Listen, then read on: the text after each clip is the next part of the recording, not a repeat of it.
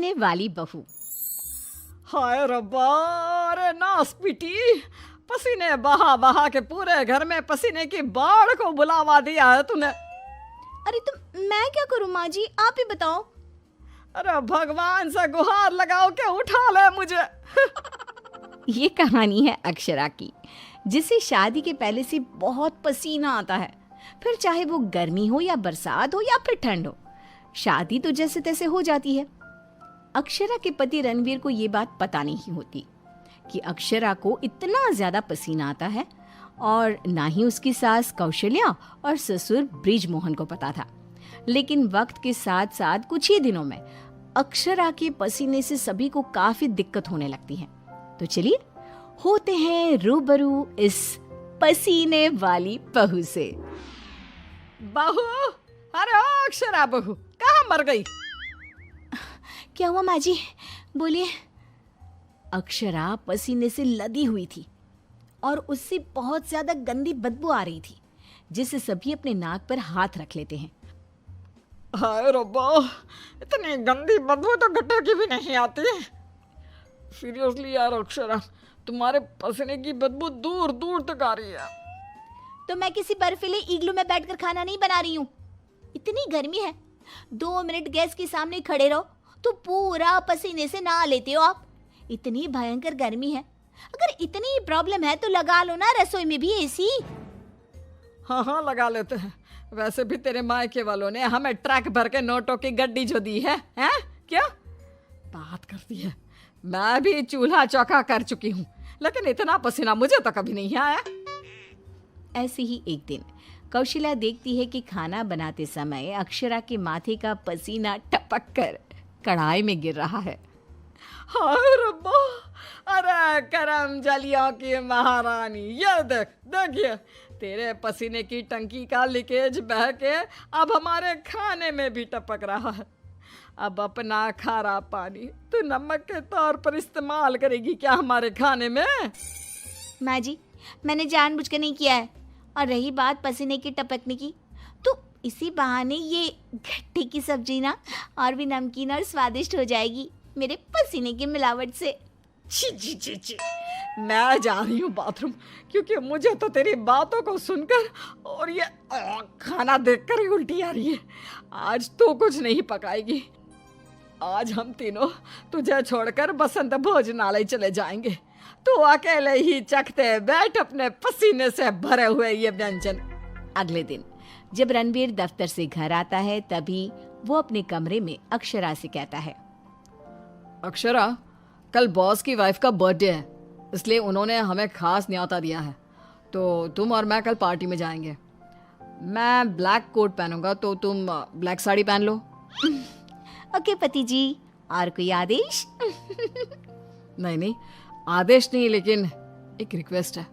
वैसे तो पार्टी में एसी होगी, लेकिन फिर भी ना, तुम पूरी परफ्यूम की बोतल को अपने ऊपर छिड़क के ही चलना। एक क्या, मैं तो कहता हूँ 5 चाय बोतल को छिड़क लो ना, क्योंकि अगर किसी ने तुम्हारे पसीने की बदबू को सूंघ लिया ना, तो फालतू में सीन क्रिएट हो जाएगा वहां पर, ठीक है? मुंह टेढ़ा करके अक्षरा जवाब देती है, ठीक है, लगा लूंगी, खुश। अगले दिन पार्टी के लिए अक्षरा सच में 5 परफ्यूम की बोतल को अपने ऊपर छिड़क कर सज धज के रणवीर के साथ पार्टी में चली जाती है। पार्टी में एसी थी, इसलिए पहले के 15 से 20 मिनट तो कुछ भी नहीं हुआ, लेकिन उसके बाद से जो अक्षरा को पसीने छूटने शुरू हुए कि बस वो पसीने से भीग कर गीली होती ही जा रही थी, और उसकी बहुत गंदी बदबू भी आने लगी, जिसको सुनकर पार्टी के गेस्ट आपस में बात करने लगे। अरे ये इतनी गंदी बदबू कहाँ से आ रही है? शायद किसी के जुराबों की गंदी बदबू है ये। जुराबे नहीं, मामला कुछ और ही है जनाब। इतनी बड़ी 5 स्टार पार्टी में पता नहीं कहाँ से घुस गया कोई गटर का कीड़ा। तभी रणवीर अक्षरा को धीरे से कहता है, तुम्हें कहो तो ना, परफ्यूम, पाउडर और साबुन से 10 बार नहाना। लेकिन तुम्हें तो पता है ना कि मुझे पसीने छूटते ही हैं, चाहे कितना भी कुछ भी कर लूं। और उनकी ये बात बगल में खड़ी एक बूढ़ी औरत सुन लेती है और वो बवाल मचा देती है। अरे बाप रे, ये गंदी महक तो यहाँ से आ रही है। रणवीर की बीवी से देखो तो पूरे कपड़े भीग गए इसके पसीने से। सभी रणवीर और अक्षरा पर बहुत हंसते हैं। रणवीर घर जाने के बाद अक्षरा को खूब डांटता है। मिला देना पानी में मेरी पूरी मेहनत से कमाई हुई इज्जत। अरे अक्षरा बहू, किस मिट्टी की बनी हो तुम, जो पसीने का झरना बहता ही रहता है तुम्हारे बदन से 12 महीने और 2400 घंटे नॉन स्टॉप। अरे अभी तो इस कलमुहे के कलेजे को ठंडक पड़ी होगी। लोगों के कुंडली में मार्केश दोष होता है, लेकिन हमारी बहू की कुंडली में पसीना दोष है। अक्षरा को अपने ससुराल वालों की बातें सुनकर बहुत बुरा लगता है, लेकिन फिर भी वो कुछ नहीं कहती और अपने पसीने बहने को अपनी गलती मानकर चुप रह जाती है। दिन बीतते जाते हैं, गर्मी का प्रकोप बढ़ते जाता है और अक्षरा के लिए गर्मी और भी बड़ी मुसीबत बन जाती है। उसे पसीने से पूरे हाथ, पांव, गले, चेहरे और बदन पर घमौरियां आ जाती है, जिसके कारण उसे खूब जलन महसूस होती है। बहुत जलन हो रही है। माँ जी ने एसी का रिमोट भी छुपा के रखा है, इसलिए ताकि मैं एसी ना लगाऊं और बिजली का बिल बच जाए। मम्मी जी, बहुत आग लग रही है। अक्षरा जाकर बाल्टी भर पानी अपने आप पर डाल देती है। तब जाके उसे थोड़ी सी राहत मिलती है। अक्षरा के पसीने से तंग आकर कौशल्या अब दिन रात घर में अगरबत्ती और अरोमा कैंडल जलाती। अच्छा हुआ जो रणवीर ने ये खुशबू वाली मोमबत्तियां ला कर दी, इनसे हर जगह अच्छी महक आ रही है। हाँ कौशल्या, बड़ी अच्छी सुगंध है, अगरबत्ती और मोमबत्ती दोनों की भी। लेकिन तभी वहां पर बाजार से सामान लाकर पसीने से लदी हुई अक्षरा आ जाती है और उसके पूरे बदन से बदबू आ रही थी और बाल तो पूरे पसीने से भीग गए थे और फर्श पर पसीने की बूंदें भी टपक रही थी। और ये बदबू इतनी तेज होती है कि मोमबत्ती और अगरबत्ती की महक को फेल कर देती है। हाय रब्बा, आ गई करम जली। इसके बदन के पसीने ने तो इतनी महंगी सुगंध वाली मोमबत्ती और अगरबत्ती के खुशबू के दांत भी खट्टे कर दिए। बाहर इतनी भीषण गर्मी है मम्मी जी, ऐसा लग रहा है मानो हम किसी ओवन में बंद हो गए हो और केक की तरह बेक हो रहे हो।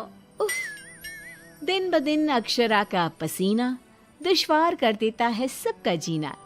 कभी वो सोते समय पूरे बेड के साथ साथ साइड में रखे हुए रणवीर की इम्पोर्टेंट फाइल्स को अपने पसीने से भिगा देती, तो कभी वो गर्मी से अपने बालों में हुए जुओं को गलती से खाने में मिला देती।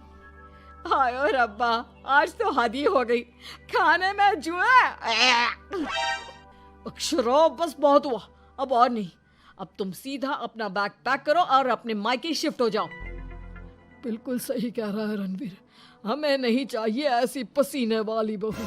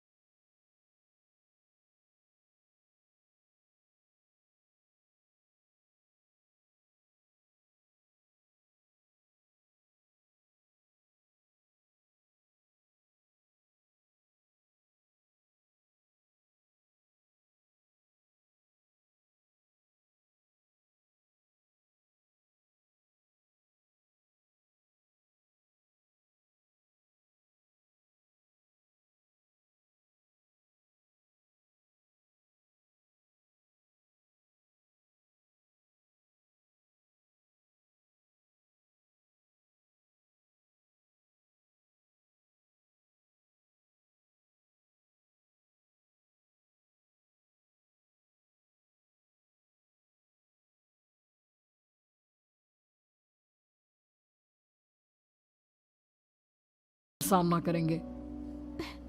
Thank you. देर से ही सही आप लोगों को मेरा दर्द समझ में तो आया। मैं बहुत लकी हूँ कि मुझे आप जैसे ससुराल वाले मिले। इस तरह ससुराल वाले आयुर्वेदिक उपायों से अक्षरा के पसीने की तकलीफ को मिटा देते हैं और अब उसे मामूली पसीना ही आता है और वो एक सुखी और चैन भरी जिंदगी बिताने लगती है। पहलवान सास मधु की शादी के कुछ सालों में ही उसके पति की मृत्यु हो जाती है, जिसके बाद उसके ऊपर सास की जिम्मेदारी आ जाती है और वो अब अपनी सास के साथ घर में अकेली रहती है। मम्मी नाश्ता बना दिया है, टाइम से खा लेना। दोपहर का खाना शीला आकर बना देगी। मैं ऑफिस जा रही हूँ। अरे क्यों उस टेप रिकॉर्डर पर पैसे खर्चा करती हो? इतना काम मैं खुद भी कर सकती हूँ। हाँ हाँ बिल्कुल। आधे समय तो जोड़ों के दर्द की दवाई खाती हूँ और फिर काम करने की बात करती हो। दवाई खाती हो तो क्या, मैं अभी भी अकेली 10 पर भारी हूँ। हाँ हाँ मैंने मान लिया।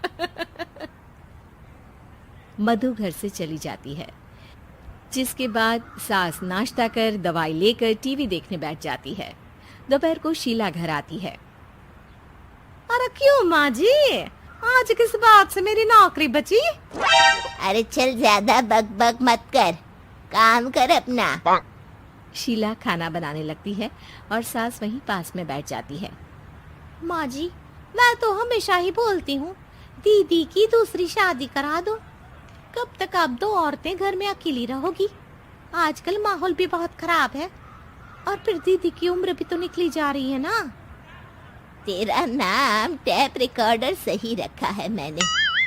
तेरी एक ही बात को रिपीट मोड पर चलाने से वो पूरी नहीं हो जाएगी, इसलिए मेरी बहू से ज्यादा खाना बनाने पर ध्यान दे, नहीं तो कहीं वो भी तुझसे मुंह ना फेर ले और नौकरी चली जाए। क्या माँ जी, आप भी हमेशा मेरी नौकरी के पीछे ही पड़ी रहती हो। तो क्या तेरे पीछे पड़ूं? इसी तरह दोपहर से शाम हो जाती है और शीला अपना काम खत्म कर वापस चली जाती है। अब अकेली सास एक बार फिर टीवी देखने बैठ जाती है, जिसकी थोड़ी ही देर में मधु घर आ जाती है और सास बिना कोई देर किए शीला की बातें उसे बताने लगती है। मम्मी, आप भी ना किसी बच्चे से कम नहीं हो, जिसके पास हमेशा शीला को लेकर कोई ना कोई बात रहती ही है। अब बस भी करो ना, इतनी बुरी नहीं है बेचारी। अरे मैंने कब कहा बुरी है, बस उसकी बातें करके मुझे बड़ा मजा आता है। सास की बात पर हंसते हुए दोनों डिनर करने बैठती ही हैं कि लाइट चली जाती है। अंधेरे में मधु मोबाइल की फ्लैश लाइट जलाकर मोमबत्ती ढूंढने लगती है। तभी उसे हॉल में कुछ गिरने की आवाज आती है। मम्मी, आप अंधेरे में इधर उधर क्यों घूम रही हो? अरे तेरे पीछे ही तो खड़ी हूँ। हाँ, अगर आप यहाँ हो तो वो हॉल में सामान कैसा गिरा? भूत आया। अरे मुझे क्या पता, जाकर देखना पड़ेगा ना। दोनों हॉल में जाते हैं लेकिन वहां कोई नहीं होता। अब उन्हें कमरे में से सामान गिरने की आवाज आती है। लगता है ये भूत चोरी करने आया है, इसे वापस कब्र में पहुंचाना ही पड़ेगा। बस हाँ हाँ, आप ज्यादा ना 30 मार खा मत बनो, मैं पुलिस को फोन करती हूँ। अरे जब तक तेरी पुलिस आएगी तब तक क्या वो हमारे साथ बैठकर अंताक्षरी खेलेगा? हट डरपोक, संभालने दे मुझे। अब सास पास रखा फ्लावर पॉट उठाकर कमरे की तरफ बढ़ने लगती है, जहां उसे 2 आदमी दिखाई देते हैं। पीछे पीछे मधु भी वहां आ जाती है। मम्मी, अभी भी मौका है, बाहर भाग जाते हैं। मधु की आवाज सुन चोर चौकन्ने हो जाते हैं। ओए तुम दोनों, जहां हो वहीं खड़ी रहना, नहीं तो दोनों को गोली मार दूंगा। अरे तुम दोनों अभी के अभी बाहर जाओ, नहीं तो मैं तुम्हें जिंदा नहीं छोड़ूंगी। ये बुढ़िया हमें धमकी दे रही है। अबे तुम दो अकेली अब लड़ते क्या कर लोगी? अरे जा भेजा, दोनों को बांध दे। जैसे ही दूसरा आदमी सास को पकड़ने उसके पास आता है तो वो उसके सर पर फ्लावर पॉट मार देती है। उसके सर से खून बहने लगता है, जिसे देख दूसरा आदमी गन निकालकर हवा में गोली चला देता है, जिससे बचते हुए दोनों सास बहू वहां से भाग जाती हैं। अब वो तीनों एक दूसरे के आगे पीछे पूरे घर में भागने लगते हैं। मम्मी, आपने तो सच में उसे मार दिया। तो मजाक में कौन मारता है? और अभी तुम मेरे साथ ही रहना, नहीं तो पक्का मारी जाओगी। ये औरतों को कमजोर समझता है ना। आज इसे औरतों की ऐसी ताकत दिखाऊंगी कि ये आदमी पैदा होने पर शर्म करेगा। ये अचानक आपके अंदर झांसी की रानी कहाँ से जाग गई? वैसे तो हमेशा जोड़ों में दर्द बोलती रहती हो। अभी तुम्हें जान बचानी है या जोड़ों के दर्द की कहानी सुननी है? मधु और उसकी सास कमरे में जाकर दरवाजा अंदर से बंद कर लेते हैं, जिस पर चोर बाहर खड़ा दरवाजा बजाते हुए उन्हें आवाज लगाने लगता है। क्यों डर गई? अरे वैसे तो बहुत धमकी दे रही थी। गेट खोल अब बुढ़िया। अबे पागल, धमकी देने और होशियार होने में फर्क होता है। पर ये दिमाग वाले काम तुझे तो समझ में नहीं आएंगे। रुक, अभी तेरा दिमाग ही बाहर निकालता हूँ। ये कहते हुए चोर गोली चलाने ही वाला होता है कि सास अचानक दरवाजा खोलकर उसके मुंह पर परफ्यूम डाल देती है, जिससे चोर गन फेंककर दर्द से चिल्लाने लगता है। मम्मी, अरे बहुत दर्द हो रहा है, कोई बचाओ, इसे हटाओ प्लीज। मैं किसी को कुछ नहीं करूंगा। क्यों रे, क्या थोड़ा सा दर्द होते ही मम्मी मम्मी करने लगा? अभी तो औरतों को कमजोर बोल रहा था। भूलियो मत, एक औरत ने ही तुझे इस दुनिया में जन्म दिया है, और वो भी तुझे ये दर्द हो रहा है ना, उससे लाख गुना ज्यादा दर्द सहकर। इसलिए औरतों को दोबारा कमजोर भूल कर भी मत बोलियो। वाह मम्मी, आपका ये रूप तो मुझे पता ही नहीं था। आपने तो कमाल ही कर दिया। कहा था ना, अकेली ही 10 पर भारी पड़ सकती हूँ। ये तो फिर भी 2 ही थे। इतनी देर में पुलिस भी वहां पहुंच जाती है। आ गए आप, कर लो इन्हें अरेस्ट और जेल में बैठकर अंताक्षरी खेलना। बहू, जरा हंस बोल ले। शहरों में 2 कमरे का मकान ही एक सामान्य फैमिली के लिए किसी सपने के पूरे होने जैसा होता है। आम सी नौकरी करने वाला रवि किराए से रहा करता था, लेकिन उसकी चालाक बीवी सीमा। आप अपने पापा को क्यों नहीं बोलते हो? गांव का मकान बेचकर यहाँ शहर में घर ले ले। अरे कैसी बात कर रही हो? यहाँ कैसे रहेंगे? वहाँ बड़ा खुला इलाका, यहाँ छोटा सा 2 कमरे का मकान, वो भी ना जमीन में ना आसमान में। पता है, माँ पापा को टहलने का भी शौक है। इस शहर की धूल मिट्टी में कहाँ जाएंगे? नहीं नहीं। सीमा एक बार को चुप हो जाती है, लेकिन ठान लेती है कि वो रवि के पिता से किसी भी तरह पैसे लेकर रहेगी। शाम को जब रवि आता है तो बच्चे रो रहे होते हैं। अरे क्या हो गया इन दोनों को? रो क्यों रहे हैं? दोनों अंदर जाओ, मैं पापा से बात कर रही हूँ। दोनों अंदर चले जाते हैं। अब बताओ क्या हुआ? क्यों मारा है बच्चों को? अरे मैं क्यों मारूंगी? पागल नहीं हूँ मैं। वो क्या है ना, सोसाइटी में नया रूल आया है। अब झूले और दूसरे पार्क और मैदान में सिर्फ उन लोगों के बच्चे ही खेल सकते हैं जिनके अपने मकान हैं। किराए पर रहने वाले लोगों के लिए कोई सुविधा नहीं मिलेगी, समझे? उफ, ये क्या? अब क्या करे रवि? छोटी सी सैलरी में घर कैसे खरीदे? बच्चों की ओर देखता है तो सोचता है कि वो क्या दे रहा है अपने बच्चों को।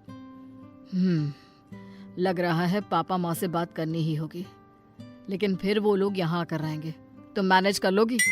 अरे मैनेज क्या करना है? क्यों नहीं, बिल्कुल। मेरे भी तो वो माता पिता लगते हैं। मैं तो उनका सम्मान तब भी करूंगी जब वो पैसे नहीं भी देंगे। अरे बंद करो ये डायलॉग। कैसे तुम्हारे व्यवहार के कारण उन लोगों ने यहाँ आना छोड़ दिया है, और उन लोगों से अब मैं ये कहूँ कि यहाँ आकर रहे तो वो बिल्कुल नहीं मानने वाले। अरे किसी को सुधरने का मौका भी तो देना चाहिए ना, नहीं तो कैसे होगा? रवि सीमा की चिकनी चुपड़ी बातों में आ जाता है और फैसला कर लेता है कि वो पापा से बात करेगा। रवि पिता से सारी बात करता है, उन लोगों को बच्चों का हवाला देता है। अरे नहीं नहीं बेटा, बहू का व्यवहार हम लोगों को वहाँ रहने नहीं देगा। यहाँ तो आस पड़ोस है, माँ सारा दिन काम करती रहती है, घर गृहस्थी संभालती है, हम तो यहीं खुश है बेटा। नहीं नहीं। कैसी बात कर रहे हैं पिताजी? मुझसे गलती हो गई, मुझे माफ कर दीजिए। आप लोगों की सेवा का मौका मुझे भी मिलना चाहिए। देखिए ना, सभी के दादा दादी बच्चों के पास रहते हैं, मेरे बच्चों को भी तो दादा दादी का प्यार मिले। सर पर पल्ला रखकर सीमा की बात सुनकर वो बेचारे पिघल जाते हैं। अब क्या, घर बार सब बेचकर वो शहर आ जाते हैं। हम लोगों को कितना छोटा कमरा दिया है। अरे कोई बात नहीं, कमरा बड़ा होकर क्या करोगी? यहाँ बहू बच्चों के साथ हो, ये क्या कम है? वैसे भी पूरा घर है, जहाँ मर्जी घूमो। लेकिन जिन सपनों को आंखों में सजाए वो बेटे के घर आए थे, वो ज्यादा दिन नहीं टिकता, कुछ ही दिनों में। भूख लग गई, रात के खाने के लिए बहू ने बुलाया भी नहीं। अरे जाकर बाहर देख लो, हो सकता है बहू को किचन में कोई काम हो, मदद कर दो उसकी। सास कमरे से बाहर आती है तो सामने खाना रखा होता है और बेटा बहू का कमरा बंद। ये खाना किसका लगा है? लगता है बहू रख कर भूल गई होगी। सास बहू के कमरे का दरवाजा खटखटाती है जो अंदर से बंद होता है। हाँ माँ जी, क्या हो गया? क्यों रात के वक्त में मेरे कमरे का दरवाजा पटक रही हैं? बहू, वो रात का खाना सब साथ खाते हैं, लेकिन आज ना ही तूने हम लोगों को बाहर बुलाया, ना ही खुद खाया। और ये 2 थाली में खाना किसका लगा रखा है?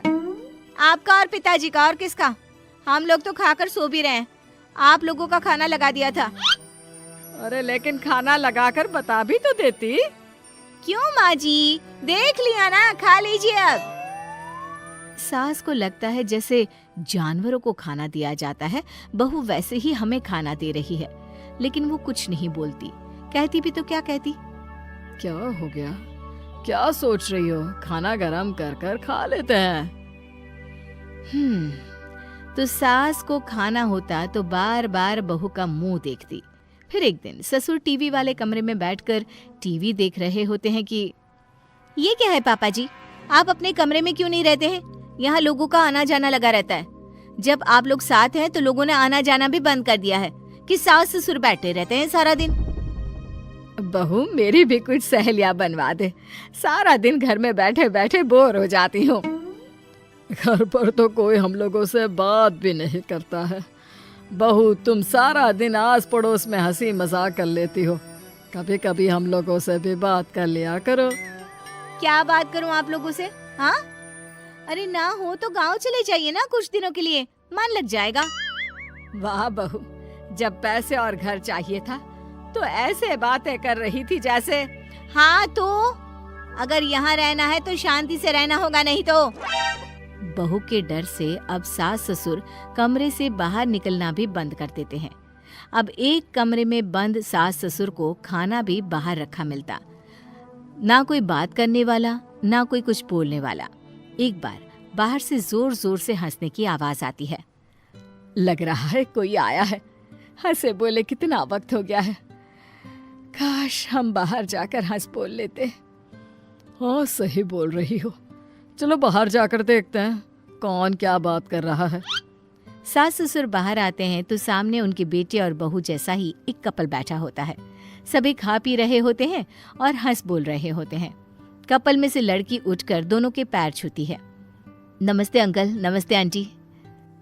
माँ पापा, आप दोनों कमरे से बाहर, कुछ चाहिए था क्या? हाँ बेटा, कमरे में बंद घुटन हो रही थी, बाहर से हंसने बोलने की आवाज आई तो सोचा देखो क्या हो रहा है। अरे हाँ हाँ, और आप लोग क्यों बोर हो रहे थे? सीमा भाभी तो इतनी हंसमुख है, जब से हम आए हैं वही बोली जा रही है। हाँ बिल्कुल, बहुत मजा किया है। हंस हंस कर बुरा हाल हो गया। आप बहुत खुश नसीब है कि आपको घर में ही कॉमेडियन मिला है। माता पिता बहू और बेटी की ओर देखते हैं और कमरे में चले जाते हैं। अरे माँ पापा रुको ना, बैठो, अंदर क्यों जा रहे हो? कोई बात नहीं, जाने दो ना, मैं कमरे में ही चाय दे दूंगी। नहीं नहीं, चाय नहीं पीना। तो फिर और कुछ चाहिए क्या आंटी? बहू सास ससुर के बर्ताव से चिढ़ रही होती है, लेकिन मेहमानों के सामने बोलती भी क्या। हाँ हाँ पापा जी, मम्मी जी, क्या चाहिए? बोलिए। बहू, जरा हम लोगों के साथ भी हंस बोल लिया करो, कमरे में लाश की तरह पड़े रहते हैं।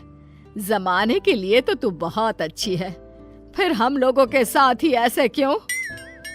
ये बोलकर सास ससुर कमरे में चले जाते हैं।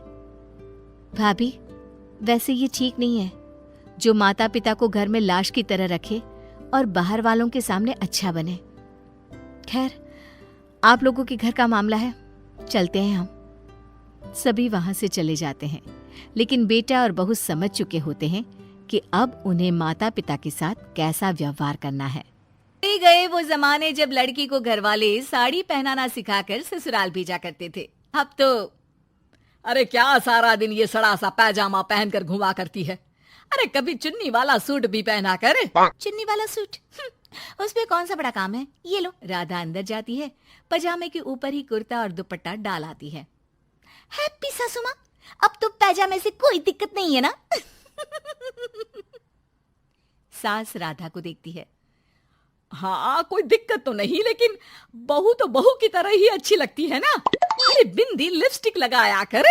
अगले दिन राधा पजामे के ऊपर ऊंची सी साड़ी पहनकर तैयार होकर आती है। ससु माँ, चाय ले लीजिए। अरे राधा, ये क्या झोकर बनी हुई है। अरे साड़ी के नीचे से पजामा दिख रहा है। अरे तो कोई बात नहीं है ना ससु माँ, आप ही को तो बहू ऐसी चाहिए थी ना, बहू जैसी। अब मैं क्या करती। तभी वहां श्याम आ जाता है। अरे राधा, माँ के कहने का मतलब है कि साड़ी मतलब सिर्फ साड़ी। आप भी ना पागल हो गए हैं क्या। सिर्फ साड़ी तो सत्यम शिवम सुंदरम की जिन्नत अमान ने पहनी थी। अरे लोग देखते तो थे जी भर भर के, लेकिन आंखें बंद करके। कैसी बातें कर रहे हैं आप। अरे मोहल्ले वाले क्या कहेंगे ना। अरे बस बस श्याम, तू चुप हो जा। ये औरतों के बीच में मत बोला कर। वैसे भी तेरी बीवी को पढ़ाई लिखाई के सिवा आता क्या है। कल को सिर्फ साड़ी पहनकर निकल आई ना बाबा ना, हंगामा हो जाएगा। अरे बहू, वो कहना ये चाह रहा था कि नीचे ये तू जो पजामा सजा लेती है ना, वो नहीं पहनना है ना। राधा सास की बात सुनकर परेशान सी हो जाती है। वो समझ नहीं पाती कि उसे क्या करना है। मैं कैसे इन लोगों को समझाऊं कि मैंने बचपन से ही सिर्फ पैजामे ही पहने। मेरी शादी के दिन भी लहंगे के नीचे पजामा ही तो था। अरे किसी को पजामे से क्या दिक्कत हो सकती है। क्या करूं मैं। राधा रोने लगती है, जिसे उसका पति देख लेता है। अरे अरे मेरी प्यारी राधा, रो क्यों रही हो। अच्छा चलो, शाम को तुम्हें घुमाने लेकर चलता हूँ, और इतना ही नहीं, मैं तुम्हें शॉपिंग भी करवाऊंगा। राधा ये सुनकर खुश हो जाती है। ओह, आइसक्रीम के साथ शॉपिंग, वाह। मैं भी लिस्ट बना लेती हूँ कि क्या क्या लेना है मुझे। बस फिर क्या था, राधा बैठ जाती है लिस्ट बनाने। माँ देख, तेरी सारी समस्या का मैंने समाधान कर दिया। अरे ऐसा क्या कर दिया, पजामे वाली को छोड़ दिया क्या तूने। अरे कैसी बात कर रही हो माँ, पजामे वाली नहीं, राधा नाम है उसका। तभी डोरबेल बजती है और पड़ोस की चाची घर आती है। उनके हाथ में एक पजामा होता है। अरे मैंने सोचा कि ये कपड़ा सड़क पर गिरा था, किसी ने सुखाने डाला होगा। अब ना ये पेटीकोट जैसा था, ना ही पतलून जैसा। तभी मैं समझ गई ये राधा बहू का पजामा होगा। तो पहनती है ना ये। अरे चाहे पार्टी वेयर हो या फिर घर का कपड़ा, तुम्हारे बेटे की शादी के एल्बम देख रही थी, बहू ने तो लहंगे के नीचे भी पजामा पहना था। ठीक है चाची, दे दिया ना पजामा। अब पजामा पुराण मत सुनाओ, चली जाओ। चाचा जी के खांसने की आवाज आ रही है, जाकर पानी दे आओ उन्हें। अरे हाँ हाँ, जोरू का गुलाम जा रही हूँ मैं। चाची के जाने के बाद अरे अड़ोस पड़ोस वालों को बोलकर क्या फायदा होगा बेटा, अब तो घर मशहूर हो जाना ही है पजामे वाली बहू के नाम से। तभी वहां ससुर आ जाते हैं। अरे वो पीछे वाले घर के शर्मा जी ने तो घर के पोस्टल एड्रेस में यही लिखना शुरू कर दिया है, पजामे वाली बहू के घर के पीछे गली नंबर 7। अरे बस बस, आ गए तुम। दुकान आज जल्दी बंद कर दी। अरे क्या करूं, ये टाइट पैंट पहनकर बैठा नहीं जाता दुकान में। ज्यादा देर हुई तो थोड़ी देर पीठ सीधी करने घर चला आया। वैसे आज माँ बेटा साथ में क्या बातें कर रहे हैं। हाँ अरे हाँ, बातों से याद आया, बोल रहा है कि पजामे वाली प्रॉब्लम का सॉल्यूशन ढूंढ लाया है। जरा बता दो बेटा, क्या समाधान निकाला है? वो मैं ना माँ आज राधा को शॉपिंग के लिए ले जा रहा हूँ। अरे बेटा, क्या बात है, कितनी अच्छी बात है। हाँ माँ, इतना ही नहीं, वो तो पूरी लिस्ट तैयार कर रही है कि वो क्या क्या खरीदेगी। जब इतना खरीदेगी तो कुछ अलग तो पहनेगी ही ना। उधर राधा बाजार जाने के लिए पजामा टी शर्ट पहनकर तैयार हो जाती है। चलिए जी, मुझे काफी सामान लेना है। पति श्याम उसे बाजार ले जाता है, जहां राधा एक नहीं, दो नहीं, बल्कि 12 पजामे खरीदती है, वो भी अलग अलग रंगों के। और वो सारे पजामे लेकर घर आ जाती है। अरे आ गई बहू रानी, क्या लेकर आई हो? पिताजी ये देखिए, आपके लिए ये पजामा लेकर आई हूँ, प्योर खादी का है। पैंट लुक में इसे आप दुकान में भी पहनकर जा सकते हैं। और खुद के लिए ये 12 पजामे, हर रंग हर प्रिंट के।